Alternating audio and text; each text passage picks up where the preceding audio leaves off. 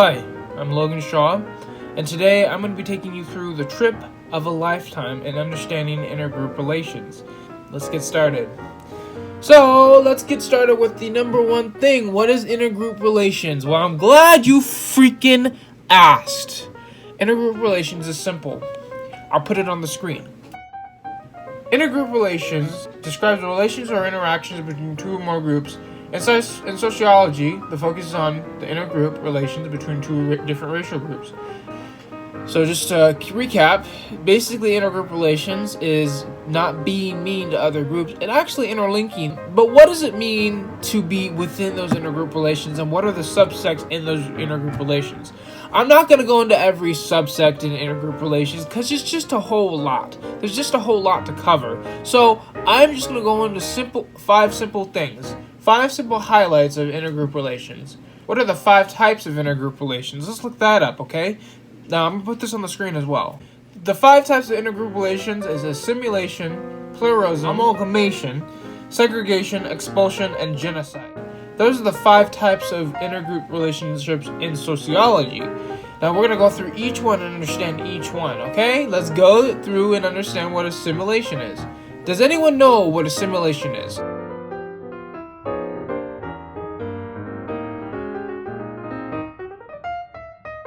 Alright, so assimilation in sociology is a gradual process by which a person or a group belonging to one culture adopts the practices of another.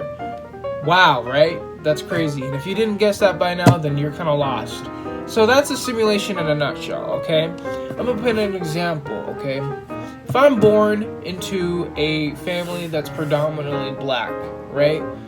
Boom, I just gain knowledge based off what I see and what I hear within the household because that's who I'm around most of the time. I adopt the practices of my personal people. Well, not my personal people, but you know what I'm saying. But then I go into processes of understanding other people. Then I adopt the practices through growing up. If I were to move from that family to another family, then I would adopt those practices based on, what have you in that certain circumstance. So that's assimilation. The next word we have, pluralism. The next word we have is pluralism. Let's look it up.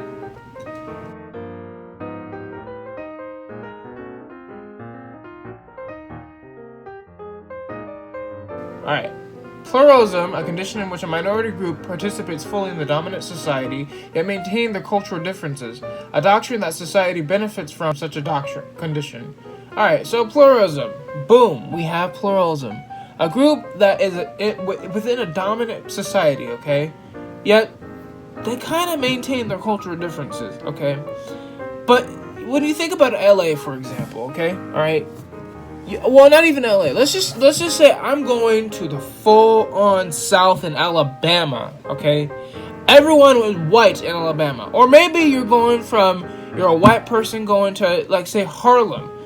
Or maybe you're a Latino going to wherever. Or maybe you're a Catholic going to a full-round Buddhist place. Or maybe you're a Buddhist going to a full-round Catholic place. Maybe you're going somewhere that's entirely different from your set of beliefs and set of whatever, and you're a minority within that group, right? You still have the tenacity to keep your beliefs, keep your whatever in check. Because you believe what you believe and you are what you are. You're not going to change or conform to society in that sense. Okay? That is pluralism. Okay? Let's keep going. We have amalgamation. You guys ready to hear about amalgamation? Let's hear about amalgamation.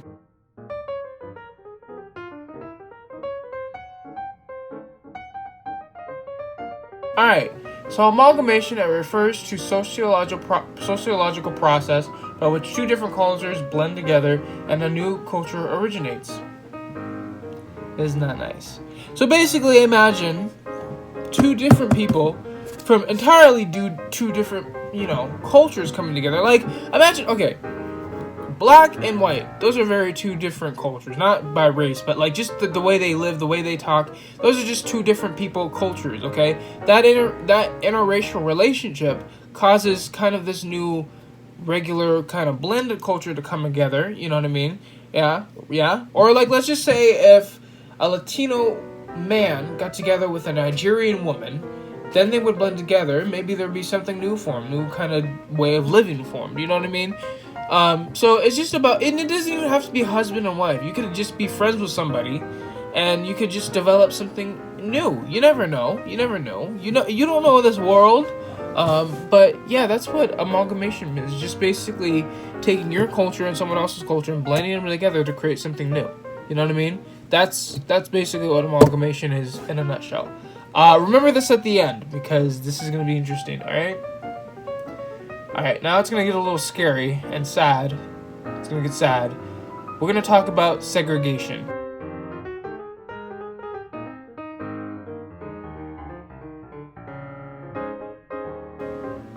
Alright, you guys ready to hear this? Segregation is the practice of separating groups of people such as the basis of race, religion, or ethnicity. Sociologists use the concept of segregation to help explain inequality, as segregation often limits opportunities and restricts the freedom of people who do not belong to the dominant group. Now, in this case, when we go back in our history, in American history, the dominant group, was white people, and everyone else kind of had this, you can't drink from these water fountains, you can't do this, you can't do that. But that's beside the point, okay? That's an example. We've known what segregation is for years and years and years and years. We know what it is, you know what I mean? So, at the nutshell, we can say that segregation is really bad, and it's really unhealthy for everyone, because then everyone, not just people who of color, but people who are white, are kind of blinded by this fact that everyone can come together, you feel? So if we're not together, we cannot make people different. We can't make different people, is what I'm saying. That's just, what am I saying? I don't know what I'm saying. Listen, basically what I'm saying is segregation is not good. And judging by this, we've noticed what it can do and how dangerous it can be. But that's just the first really bad thing in this very kind of not very good idea within, intergroup relations. So you have the good parts and then the bad parts of intergroup relations. But let's keep going. Let us keep going. The next one is expulsion. Expulsion refers to a subordinate group being forced by a dominant group to leave a certain area or country, as seen in the examples of the Trail of Tears and Holocaust. Expulsion can be a factor in genocide. However, it can also stand on its own as a destructive group interaction. So yeah, the examples of the Trail of Tears are really anything that has to do with Native Americans and just the American Old West. That's just not a very good time for a Native American. The Holocaust, that just was a horrible time. They were forced to leave their country to go on a train with very bad conditions all the way to their deaths. That is not a very good... We're going to talk about genocide in the next one, but I basically give the one for genocide. I don't care. We're still going to go into it. But the idea is that expulsion is you are moving people away from a certain group and area, their home. So imagine cops came to your house, right? And they were like, excuse me, we're going to need this house. You guys are going to have to leave. And then they're like, well, man, why do I have to leave my house? This is my house. I pay for it. I pay for rent. I pay for anything. You know what I'm saying? Why do I have to leave? And then the cop's like, well, we're going to have to ask you to leave, sir. We don't need you here. It's just, we need you to leave. And I'm like, nah, man. And then you slam the door and then they open it and they take you out of your house. And you're like, well, man, I told you to leave. And you're like, oh my gosh, no. And it's just like, they just take you out of your house and they do that to every single person in the block. Like, that's a scene out of 1984. Like, if you don't want to get anywhere near 1984, first of all, read the book because it's scary as frick.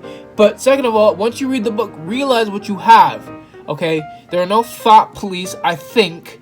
There are no Big Brother watching all over us, okay? That stuff that could happen. So, know this stuff because it's important. If you get this one right, if you know what, you probably already know what genocide means, but I don't care. I'm still gonna give you a high five.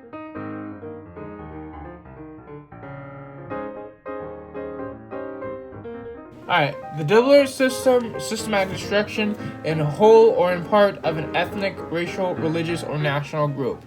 So Rwandan genocide, Holocaust, the Trail of Tears, the Native Americans. All those result in some sort of big, widespread genocide. Now, and all these are a bunch of different things that could have happened, okay? I mean, there's a bunch of things that happened that were really bad. Like, for instance, gas chambers, shooting, slicing, anything you could possibly think of to create a sense of form and death for a large group of people. That's what these people did. That's what, the Nazis did. That's what I can't really tell who did that to the Native Americans. It could be cowboys. It could be government officials. I don't know who did that directly. I'm gonna look that up. But the basic premise of this is, man, at the end of the day, we gotta understand what makes us who we are, okay? And if you can't love somebody for who they are, then you just need to get away from them. Rather than making any harsh decisions and calling them the N-word, the C-word, or any kind of racial slur, that stuff. You know what I mean? So, whoever got this right, I'll give you a high five. And the reason why I'm giving you some sort of positive outlook on the bad things is because for you to understand that at the end of the day, things just, you gotta make things better. You know what I mean? This is not a very nice world to live in, okay? Gas is, really expensive. You know how much I paid for gas this week on my Toyota Prius? A Prius? $35. Okay, and I know there's some people paying $100 for gas. And let me just say, y'all college students with a minivan are crazy.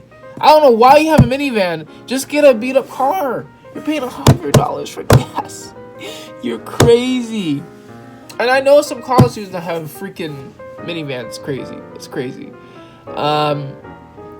So yeah, in a nutshell, those are the 5 basic things you need to know about intergroup relations. There's 2 good, 3 bad, okay? But I want you to understand that there's a reason why there's those specific good and bad qualities to such a very hard way of looking at the world.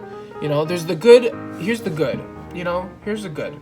You have assimilation, pluralism, amalgamation, okay? And then, I guess there's 6.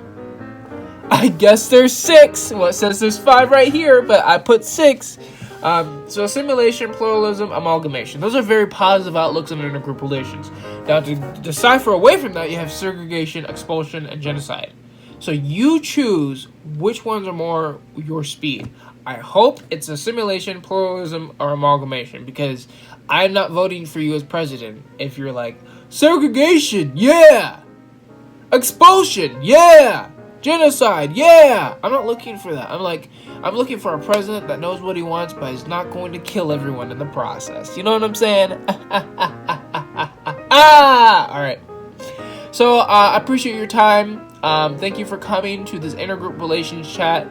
My group is going to lead you guys in a group time, so you guys can take your questions and take what you want to take and put that in front of you and answer all the questions you can. You're going to be in separate groups. I think it's 3 groups? 3 or 4 groups. And you're going to be in groups of maybe, I don't know. Let's just say we split the class down in certain groups. So here's your group right here. Here's the middle group, and here's the group at the end. All the students within that clump are part of your group, basically. Okay? Alright. I hope you guys enjoyed this. I'll see you later. And please treat people with respect. Understand what I said to you in intergroup relations. And let's be peaceful to each other, okay? I thank you guys for coming to this group talk. And I appreciate you guys. And I'll see you guys later, okay? Peace.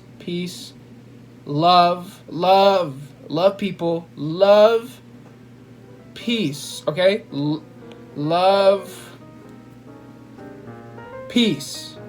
Okay? Alright. I'll see you guys later. Have a good day. Have a great rest of your day at, your class or whatever. And just be loving. Just be loving, okay? I'm going to put the questions of the what you're going to answer in your groups on top of the board, on top of this, at the end of this video, so that way you can see what the questions are. And yeah, alright, so here we go.